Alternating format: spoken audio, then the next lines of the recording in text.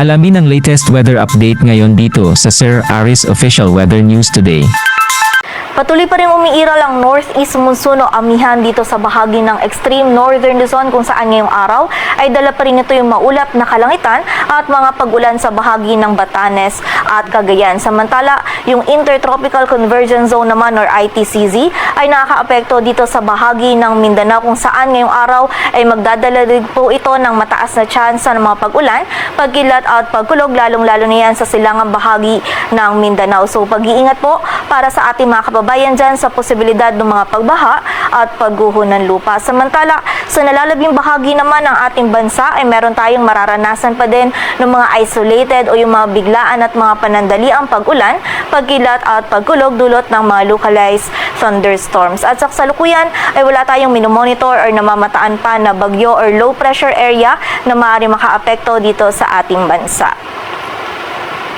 At para nga sa magiging lagay ng panahon ngayong araw ng linggo, maulap na kalangitan at meron tayong mga pag-ulan, posibleng light to moderate na pag-ulan ng mararanasan dito sa bahagi ng Batanes at Cagayan, dulot yan ng amihan. Samantala, sa pagsapit din po ng hapon at gabi ay magiging mataas din yung tsansa ng mga pag-ulan dito sa area ng Isabela. Samantala, sa nalalabing bahagi naman po ng Luzon, kasama na dyan yung Metro Manila, ngayong araw ay magiging bahagyang maulap hanggang sa maulap yung ating kalangitan or generally fair weather condition po yung ating mararanasan.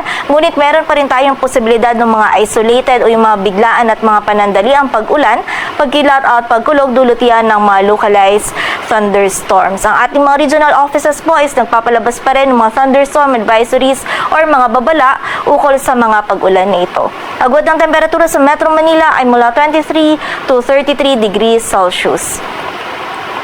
Samantala sa bahagi naman ng Visayas at Mindanao, ngayong araw ang bahagi ng Caraga at Davao Region ay makakaranas po ng maulap na kalangitan at mataas na tsansa ng mga kalat-kalat na pag-ulan, pagkilat at pagkulog dulot po yan ng ITCZ. So muli po, pag-iingat para sa ating mga kababayan dyan sa posibilidad ng mga pagbaha at pagguho ng lupa. Samantala sa buong bahagi naman ng Visayas, maging sa bahagi din ng Palawan at nalalabing bahagi pa ng Mindanao ay meron tayong mararanasan pa din ng mga isolated o yung mga biglaang pag-ulan, pagkilat at pagkulog lalong-lalo na po yan sa hapon at gabi dulot ng ITCZ at ng mga localized thunderstorms. And during severe thunderstorms po, itong mga pag-ulan na ito ay posible pa rin maging katamtaman hanggang sa mga malalakas na pag-ulan na maaari magdulot ng pagbaha at pagguho ng lupa. So pag-iingat pa rin po para sa ating mga kababayan.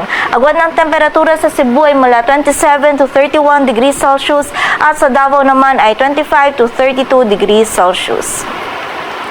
At sa kasalukuyan po, dahil sa northeast monsoon o amihan ay meron tayong nakataas na gale warning sa dagat baybayin po yan ng Batanes, northern portion ng Cagayan kasama ng Babuyan Islands, maging sa northern portion ng Ilocos Norte kung saan hindi po muna natin pinapayagang pumalaot yung mga kababayan natin mga ngisda pati na rin yung may mga maliliit na sasakyang pandagat. Dito sa Metro Manila, ang araw ay sisikat mamayang 6:01 ng umaga at lulubog mamayang 5:24 ng hapon.